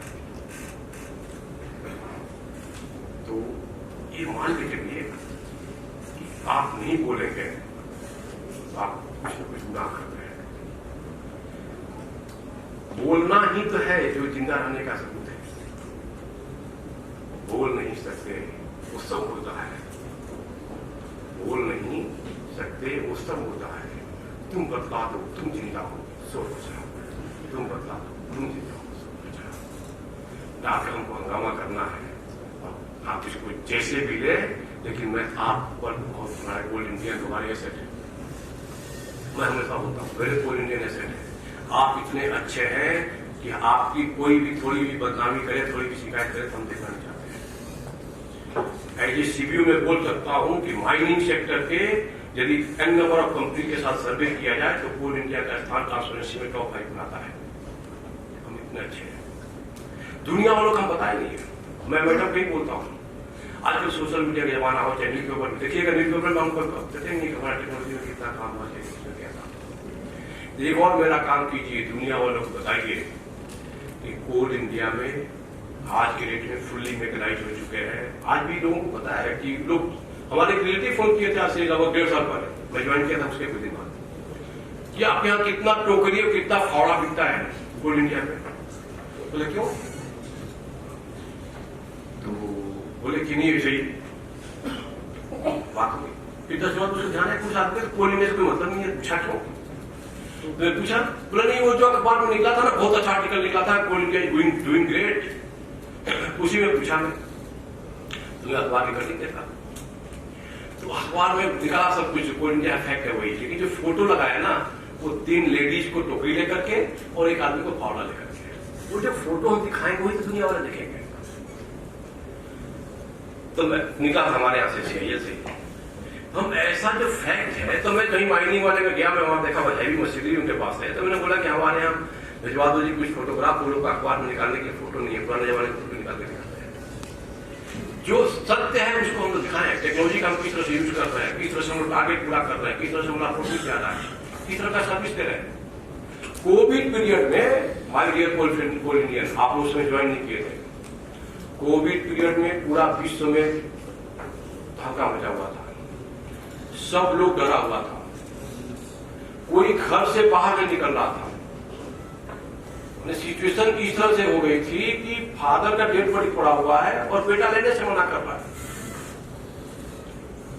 इस तरह का दहशत हो गया। खाली इंडिया में नहीं है, पूरे विश्व में ही हालत थी।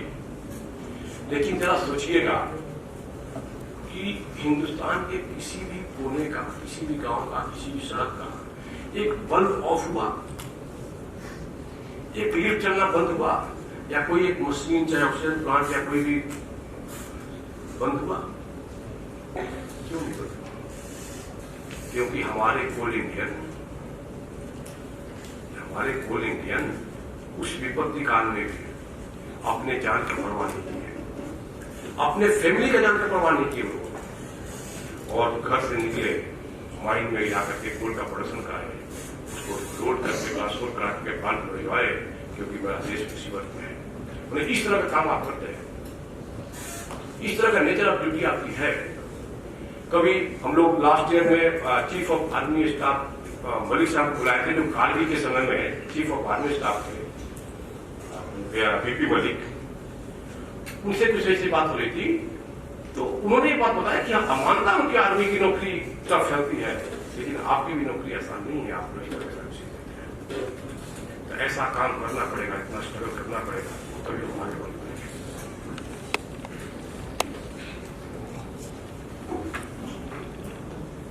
जुलाई 22 में अपना नया मैनुअल दिया था, और हमको दिसंबर में हम लोग मिले, हमको बोले कि आप ऐसा कीजिए, मैनुअल को अपडेट कर दिए, सारा अपना एज पर ड्यूई मैनुअल के साथ अलाइन कर दिए। हम लोगों ने पूरा कोल इंडियन रख करके, या सो जीनियस की हम लोगों ने अपना मैनुअल को अलाइन किया एज पर ड्यूई मैनुअल, और 267 PSU में कोल इंडिया फर्स्ट था जो अपना सारा मैनुअल अपडेट कर दिया। इवन फाइनेंस मैनुअल भी हम लोग 1978 के बाद 46 ईयर के बाद लास्ट ईयर हम उसको अपडेट किया, यानी अब मैनुअल सारा अपडेट कर दिया हम। अब देख रहे हैं जब विजन चेक करने जा रहे हैं, देख रहे हैं कि अभी भी गलती कर लोग पुराना मैनुअल को फॉलो करते हैं। कारण क्या है? मतलब हम लोग ट्रेनिंग नहीं कर पाए, अपने लोगों को ट्रेनिंग नहीं कर पाए। ट्रेनिंग हमारे जो भी एचओडी है, कल भी आप एचओडी बनिएगा, एचओडी लोग दिमाग में रहता है कि ट्रेनिंग करना बेकार है। आप ट्रेंड आपको नहीं बताया, आप ट्रेंड नहीं होंगे, नॉलेजेबल नहीं होगा, ट्रेंड नहीं होगा, कॉन्फिडेंस आपका एक्सपीरियंस नहीं है, विषय नहीं दे पाएंगे, आप गलतियां करेंगे, तो हम कितने को गोली मारेंगे। तो मैंने एक मिशन लिया कि हमको ट्रेनिंग करना है। कोल इंडिया का इतना बड़ा है कि हमारा एरिया से लेकर के सब्सिडी और CIL लेवल से हर जगह से लेकर के हर जगह सेंसिटिव काम होता है, तो वहां खाली ट्रेनिंग से नहीं काम चलेगा। मैराथन ट्रेनिंग हमने शुरू किया, उसमें IICM हमने यूज किया। लास्ट ईयर मैडम 40,780 ऑफिसर्स का ट्रेनिंग उन्होंने दिलाया था।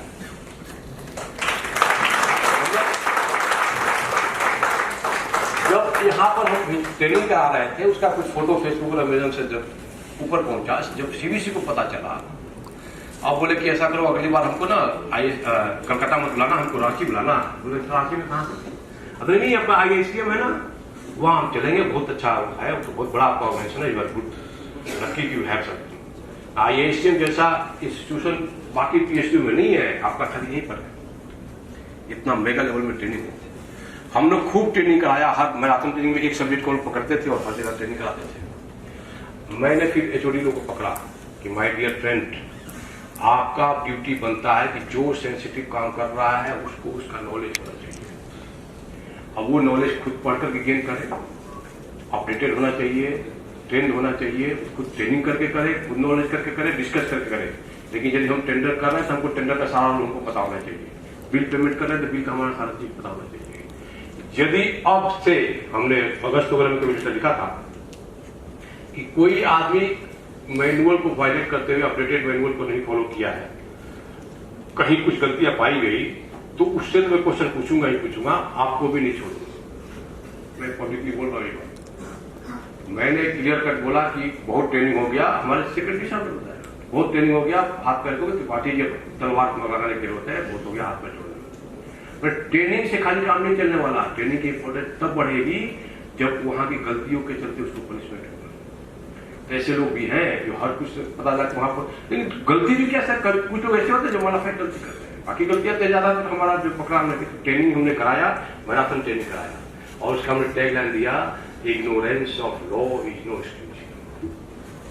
इसको जब चेयरमैन साहब कभी स्पीच में हमने बताया उनको, तो उन्होंने बताया कि एक और चीज ऐड कर लीजिए त्रिपाठी जी कि ignorance of system is also not acceptable. उन्होंने बताया कि डीजी यात्रा हो गया, अभी डीजी यात्रा करने से हमारा सब टेक्नोलॉजी बहुत तेजी से हम लोग अंदर एयरपोर्ट में प्रवेश कर जाते हैं, तो एक सिस्टम आ गया।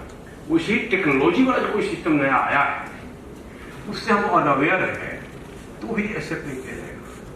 वो आप यंग ब्लड में आप लोग से हेल्प चाहता हूँ, जो टेक्नोलॉजी का आप यूज कर सकते हैं, जो टेक्नोलॉजी आप बाकी कंपनी से, बाकी सब्सिडी से, बाकी टेक्नोलॉजी आप देखिए, हम अपने पूल इंडिया में उसको इम्प्लीमेंट करें, आप पर शक्ति निकालें।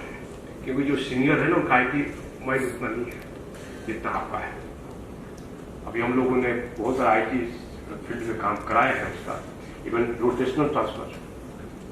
यदि कोई आदमी को 3 साल या 5 साल में शिफ्ट होना है सेंसिटिव पोस्ट से, तो शिफ्ट करने में क्या दिक्कत है? सबके दिमाग में रहता है कि नहीं उसको हट जाएगा तो काम डूब जाएगा, ऐसा नहीं होता है। आपको यदि चेंज करना है तो उसका चलाइए। वो आदमी माइंड को मैनेज करके रखा है जी, वो नेता से भी मैनेज करके रखा है, हटाएंगे तो गड़बड़ हो जाएगा। आप ऐसे नहीं, आप वहां पर आदमी डेवलप कीजिए और आगे सलोच चाहिए। यदि आपको लगता है तो 6 महीने बाद लगाइए, लेकिन उसको रोटेट करता रहना पड़ेगा, क्योंकि बिजनेस CBC में बिजनेस डिपार्टमेंट का ये भी काम है, रोटेशन ट्रांसफर करते रहना। आपको मैं बोल रहा हूँ कि CBO रोल कीजिए, बिजनेस ऑफिसर रोल कीजिए, और इसको हाईलाइट कीजिए, this person is working more than this place. कुछ नहीं तो मेरे पास करेंगे, बॉस से बताइए बहुत दिन हो गए इसको, क्योंकि आदमी का वेस्टेड इंटरेस्ट, ह्यूमन बीइंग है, वेस्टेड इंटरेस्ट हो जाता है। उस आदमी के साथ एक ही पोस्ट पे काम करते थे, जो भी वहां पर काम करते हैं उसके साथ उनका अटैचमेंट हो जाता है, और वो अटैचमेंट जब भी होगा तो उसको फायदा दिलाने की कोशिश करेगा, पार्शियलिटी। एक और मैं बोला, ब्रांडिंग का यदि सपना देखा है, इथिकल डिसीजन लेना है। एक होता है मोरल वैल्यूज, हम इथिक्स की बात कर रहे हैं, कॉर्पोरेट इथिक्स आप बाकी पढ़ लीजिएगा इथिक्स में क्या होता है, और मोरल वैल्यू, ह्यूमन वैल्यू के क्या है। एक होता है जो दिल से काम करते हैं, एक होता है दिमाग से काम करते हैं। लेकिन जब से मैं रेलवे ज्वाइन किया, जब से मैं सर्विस ज्वाइन किया, और जब से आप ज्वाइन किए हैं, आपके हाथ पैर बंधे हुए हैं नियम से, रूल से, रेगुलेशन से। आप, मुझको बहुत इच्छा हो रही है किसी गरीब आदमी को दान कर दूं, दया कर दूं, वो दान दया अपने लेवल तक है, पर्सनल लेवल तक है। लेकिन कंपनी का कुछ हानि करके या कंपनी से कुछ उसको दया कर दूं, दान कर दूं, वो आपका परमिट नहीं करता है। तो आपको हर अच्छा, दूसरा है कि ह्यूमन वैल्यू जो आपका है वो इंडिविजुअल चेंज होता रहता है, लेकिन इथिक्स सबके लिए सेम है।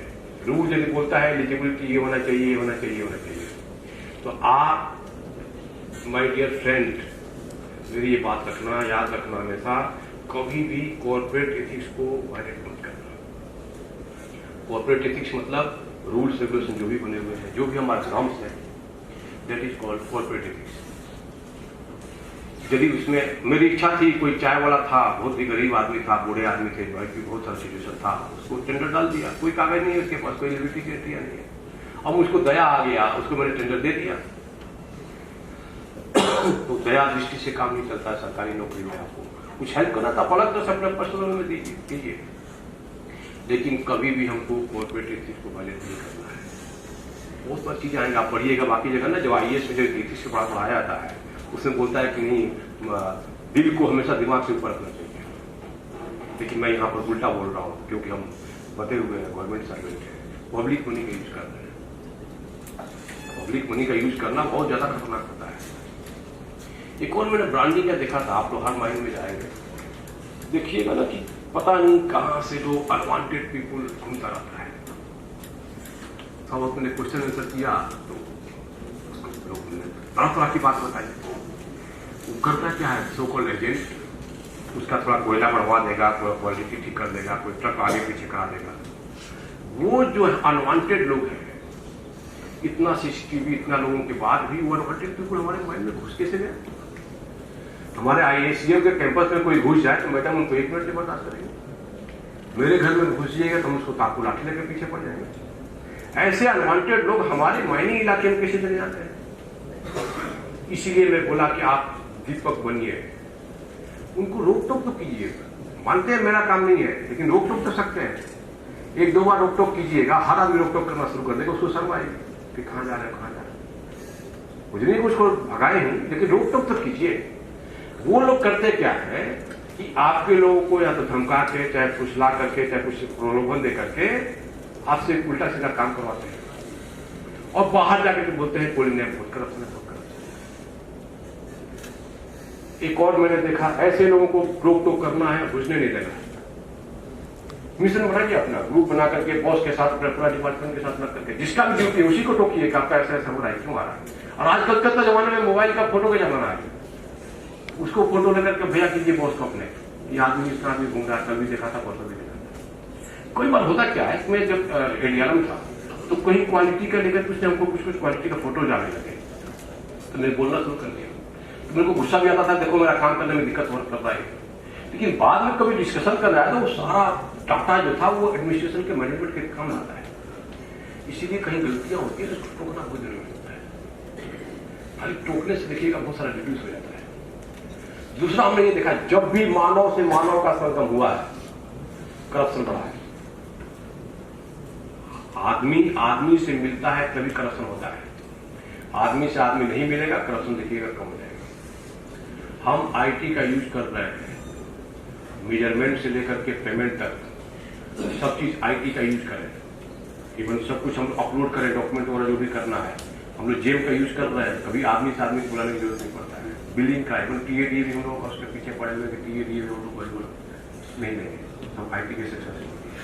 तो इस पर ध्यान रखना है कि हम IT का यूज करके कोई मैनुअल टेंडर करें ही नहीं। एक और सबसे बड़ा बीमारी है कि छोटे छोटे टेंडर कर रहे हैं, 10,000, 20,000, 50,000 का टेंडर कर रहे हैं, नंबर ऑफ टेंडर ज्यादा कर रहे हैं। जब नंबर ऑफ टेंडर ज्यादा कीजिएगा तो ज्यादा आदमी आएगा, जब नंबर ऑफ टेंडर ज्यादा होगा तो ज्यादा लिखना पड़ेगा। कुल मिलाकर के एक बार मैंने GM सिविल से बात किया कि आपके पास कितना टेंडर, बोला 1900 है, अब तो उतना जल्दी फाइल कीजिए। बोला सर आदमी 2 ही है। तो मैंने सर्च किया 1900 टेंडर करते क्या है, आपको कोई काम करता है नहीं इसके लिए। तो मैंने देखा कि सबको मर्ज कर देंगे तो 10 टेंडर में हो जाएगा खत्म। अब 10 टेंडर हम 10 दिन में फाइनल कर देंगे। तो टेंडर करिए, आपका सारा रिक्वायरमेंट के हिसाब से कीजिए, आप मर्ज कर दीजिए, उसके हिसाब से डिस्ट्रीब्यूट कर दीजिए। यू आर सो जीनियस कि आपको पता है कैसे कैसे काम करेंगे। तो इकट्ठा ऐसा काम करें कि नंबर ऑफ टेंडर कम हो, ह्यूमन से ह्यूमन इंटरफेस कम हो, आदमी लोग हमारे यहाँ अंदर कम आए। जितना आदमी आपको ऑफिस में आएगा उतनी तरह की बातें करेगा, उतना ज्यादा फंक्शन होगा, उतना ज्यादा कचरा होगा। रेलवे में बुकिंग सुपरवाइजर ने CCTV लगाया, जब CCTV वहां लगाया तो ट्रांसपेरेंसी आ गई। भरपूर पहले कोशिश किया कि उसको ढक दें या खराब कर दें, कुछ से था, उसमें हमारे जो RPF वाले हुए मिलजुले रहते थे। तब उसके बाद हम लोग ने स्ट्रिक्ट कर दिया कि नहीं इसमें आएगा। जब वो चीज उसको फिर मॉनिटरिंग करना एक और बहुत जरूरी है, जो हमारा IT प्रोसीजर चाहे CCTV का है उसको मॉनिटर करते रहे, जो जो डेविएशन है उसको एक्शन ले। आप नहीं एक्शन लीजिएगा फिर बोलेगा नहीं कुछ होता नहीं है, कोई देखता नहीं है। ये भी आपको करना है कि सीसीटीवी का पुराना फुटेज को निकाल करके देखें। जो भी डिपार्टमेंट वाला उसको बताया कि देखिए ऐसे ऐसे आदमी आया था, उसको चेक करो। तो हमारे ऑफिस में कौन आ रहा है, कौन जा रहा है, एक और दिमाग में दिखाइए। आप यंग ब्लड है, इस दिमाग से निकाल दीजिए कि मैं किसी से मिल रहा हूं, किसी के घर चला जा रहा हूं, या किसी से कुछ वाला फाइट काम कर रहा हूं और दुनिया को पता नहीं है। इस चालाकी में कोई न रहे, कोई आदमी इस चालाकी में न रहे कि हम ऐसा कर रहे हैं और किसी को पता नहीं है। वो जो आदमी आपको पैसा देता है ना, 10 जगह जाकर घूम के जाता है, वो यहाँ पर रहा है और 10 जगह जाकर और हंगामा करता है, या तो फिर दुखियों की बात करेगा, चाहे किसी को, चाहे शिकायत करके करे, जैसा भी 10 जगह का हंगामा करता है। मतलब मैं मानता हूं कि आप अपना एसेट बनाइए, अपना प्रॉपर्टी अपना बनाइए, अपने इंटीग्रिटी को। इंटीग्रिटी क्या होता है? इंटीग्रिटी, यदि ऑनेस्टी का भी बड़ा भाई हो, दैट इज कॉल्ड इंटीग्रिटी। मतलब कोई नहीं देख रहा है और कोई नहीं जान रहा है, फिर भी हम कुछ गलत काम ना करें, दैट इज कॉल्ड इंटीग्रिटी। मतलब बॉस नहीं देख रहा फिर भी काम करते रहे, वो 13% वालों को मैं मानता हूं, they are man of integrity. कठिनाइयां हजारों हैं, फिर भी हम काम कर रहे हैं, काम करने में कोई संकोच नहीं कर रहे हैं, डिलीवर कर रहे हैं, दैट इज कॉल्ड इंटीग्रिटी। मतलब अच्छा सब कुछ हो तो हम अच्छा से डिलीवर कर लेंगे। मैं जब पढ़ता था, गांव का हूं, लाइट नहीं रहता था, हम लाइटें जला के पढ़ते थे, फैन नहीं है, कुछ नहीं है, फिर भी पढ़ते थे। तो स्थितियां जैसी भी हो, यदि हम डिलीवर कर रहे हैं, काम कर रहे हैं, दैट इज कॉल्ड इंटीग्रिटी। कठिन आसान पथ है, लेकिन हम कठिन पाथ को फिर भी चुन रहे हैं, दैट इज कॉल्ड इंटीग्रिटी। मैं सबसे बड़ा डिफिनेशन माना है, मेरे लिए इंटीग्रिटी वो है जो हमने अपने मम्मी पापा से सीखा, दैट इज इंटीग्रिटी। अब मैंने थोड़ा सा रिसर्च किया कि इंटीग्रिटी मतलब अपना वसूल। इंटीग्रिटी को कॉम्प्रोमाइज क्या करता है? 99% लोग अपने स्वार्थ के लिए कि 10 रुपया मिल जाए, या कलकत्ता में पोस्टिंग बनी रहे, अच्छी पोस्टिंग बनी रहे, या कुछ और फेवर करने के लिए, इस तरह से 99% लोग तब अपना इंटीग्रिटी को कॉम्प्रोमाइज करते हैं। इंटीग्रिटी को मैं थोड़ा सा और समझाता हूं कि मैं नॉनवेज नहीं खाता, लेकिन मैं आपके फंक्शन में गया, पता लगा कि कोई वेज आइटम है ही नहीं। अब आपका पूरा घर परिवार समाज आ गया कि अरे सर खा लीजिए, इज्जत की बात है सर, हमको अच्छा मिलेगा। फिर वहां की सिचुएशन माहौल को देख करके मैंने नॉनवेज खा लिया। कहीं रूल में नहीं लिखा हुआ है कि आपको नॉनवेज नहीं खाना है, तो हमने रूल को वायलेट नहीं किया, कहीं नॉर्म्स को वायलेट नहीं किया, यानी हमने ऑनेस्टी से कोई कॉम्प्रोमाइज नहीं किया। हम ऑनेस्टी मेंटेन करके रखे हैं कि नॉनवेज खा लीजिए, that is called no compromise of honesty. लेकिन मैंने अपने इंटीग्रिटी को कॉम्प्रोमाइज कर दिया। मेरा जो उसूल है कि नॉनवेज नहीं खाना है, उसको हमने वहां पर सेक्रीफाई कर दिया। तो लेकिन ऐसे इंटीग्रिटी को इंटीग्रिटी नहीं करते हैं, चाहे जो भी सिचुएशन है। देखिएगा अपने मम्मी पापा को, चाहे जो भी हो जाए, नॉनवेज नहीं खाना तो नहीं खाना है, भूखे रह जाएंगे, कोई बात नहीं है। मैंने अपने बच्चे को बोलेगा कि कोई जगह जाओ, उसको खिला देंगे, नहीं चाहिए, वो हम लोग से कोई से सीखते हैं। तो जो भी सिचुएशन है, यदि हम अपने वस्तु को निगोशिएट नहीं कर रहे हैं, सत्य को निगोशिएट नहीं कर रहे हैं, पानी वाला सिचुएशन में भी, दैट इज कॉल्ड इंटीग्रिटी। तो 99% लोग इंटीग्रिटी अपना स्वार्थ के लिए कॉम्प्रोमाइज करता है। कुछ लोग होता है बॉस की बोला है, धमकाया है, इसके लिए करना पड़ता है। कुछ लोग होते हैं कि बॉस की इच्छा है, होता खराब सेंस में नहीं बोल रहा हूं, बॉस की इच्छा है कि नहीं इसको करना है यार, तब जाकर के हम लोग उसको इंटीग्रिटी को कॉम्प्रोमाइज करते हैं। बहुत जगह ऐसा होता है कि सिचुएशन ऐसी है, यदि हम अपने इंटीग्रिटी को लेकर पढ़े रहेंगे ना, तो काम नहीं होगा, कंपनी को लॉस हो जाएगा। चाहिए टीचर से हमें जाकर इंटीग्रिटी कॉम्प्रोमाइज कर दिया। सिचुएशन ऐसी थी कि हमको इंटीग्रिटी कॉम्प्रोमाइज करना पड़ता है, तो उसको भी तब ये सब सिचुएशन को इंटीग्रिटी नहीं बोलते हैं। तो मेरा ये मानना है कि सिचुएशन कई बार ऐसा आता है। एक और देखिएगा ना, कानून के आड़ में हम काम न करने का आदत बना रखे हैं। बहुत सारा देखिए, हर 24% वाले में ऐसे भी होते हैं जो कानून दिखाएगा, बोलेगा सर इसके हिसाब से काम नहीं करेंगे। Rules are there to work, not to obstruct. इसको नोट कर लीजिए, rules are there to work, not to obstruct. वरना ईमानदारी का ढोंग करते करते हम काम धाम करना बंद कर दे, ऐसी कभी ममता नहीं होना चाहिए दिमाग में। मतलब बहुत जगह देखेंगे आपको ना, कानून दिखाएगा, काम नहीं करने देगा, नहीं करेगा। तो ये भी हमारा पर्पस ये नहीं है कि हम हर चीज को लेकर के बिल्कुल राजा हरिश्चंद्र बन करके हम काम नहीं करने दे रहे हैं, चाहे काम नहीं कर रहे हैं, चाहे और आवश्यक नहीं कर रहे हैं। ये इस तरह का आप मेंटलिटी लेकर के हमको डिलीवर करना है, कंपनी को कैसे कराएंगे, दैट इज कॉल्ड जोश जुनून में काम करिए।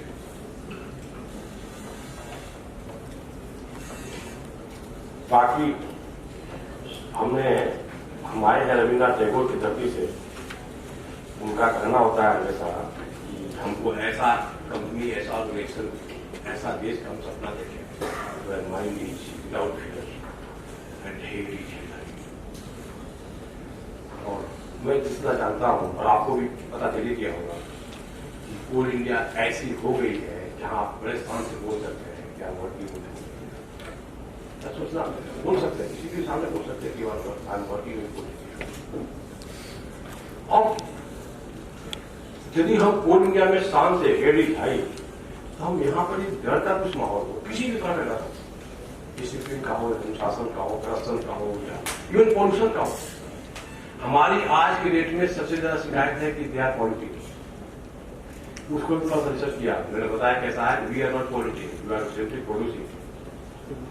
हम लोग कोल को प्रोड्यूस करके दे रहे हैं, वो कोल प्लांट वाले हैं, वो करते हुए चलाते हैं।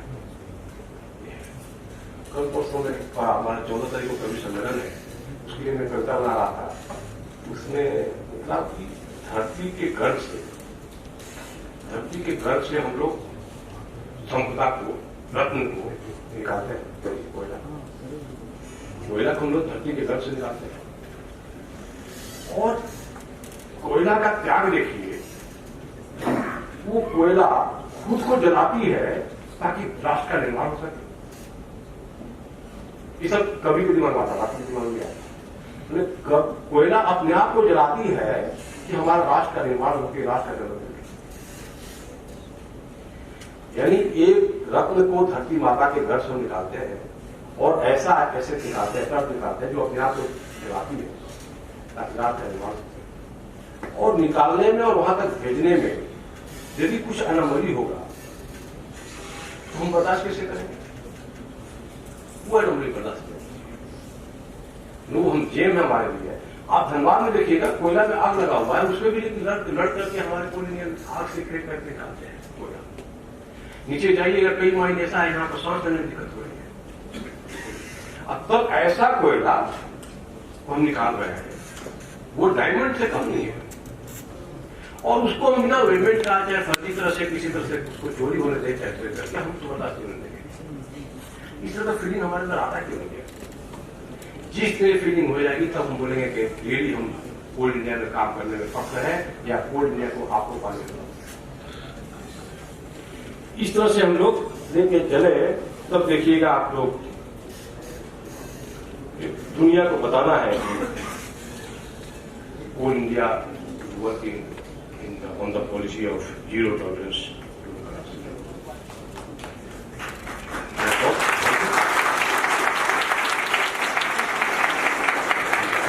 इतना सारा कार्यक्रम आपको इतने शॉर्ट ड्यूरेशन मिला, और सबसे इम्पोर्टेंट इस बैच में हमारे सीबीओ साहब, आप लोग का ऑलमोस्ट इंट्रोडक्टरी लेक्चर सीबीओ साहब के थ्रू हुआ।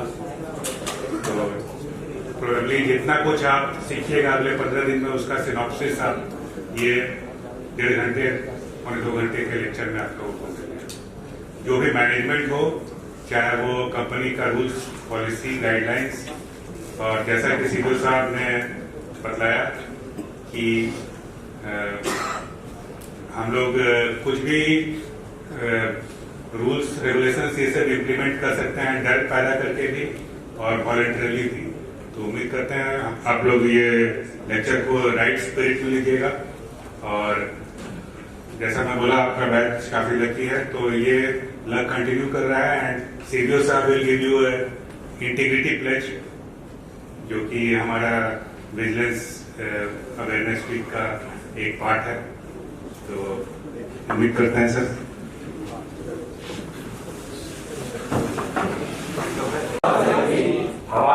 आर्थिक राजनीतिक और सामाजिक प्रगति में भ्रष्टाचार एक बड़ी बाधा है। मेरा विश्वास है कि भ्रष्टाचार का उन्मूलन करने के लिए सभी संबंधित पक्षों जैसे सरकार, नागरिकों तथा निजी क्षेत्र को एक साथ मिलकर कार्य करने की आवश्यकता है। मेरा मानना है कि प्रत्येक नागरिक को सतर्क होना चाहिए तथा उसे सदैव ईमानदारी तथा सत्यनिष्ठा के उच्चतम मानकों के प्रति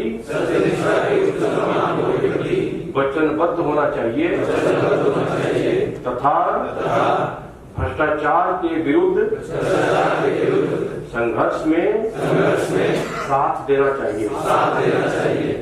अतः मैं प्रतिज्ञा करता हूं कि जीवन के सभी क्षेत्रों में ईमानदारी तथा कानून के नियमों का पालन करूंगा, ना तो रिश्वत दूंगा और ना ही रिश्वत दूंगा। सभी कार्य ईमानदारी तथा कारण प्रस्तुत करूंगा। भ्रष्टाचार की किसी भी घटना की रिपोर्ट उचित एजेंसी को दूंगा। धन्यवाद।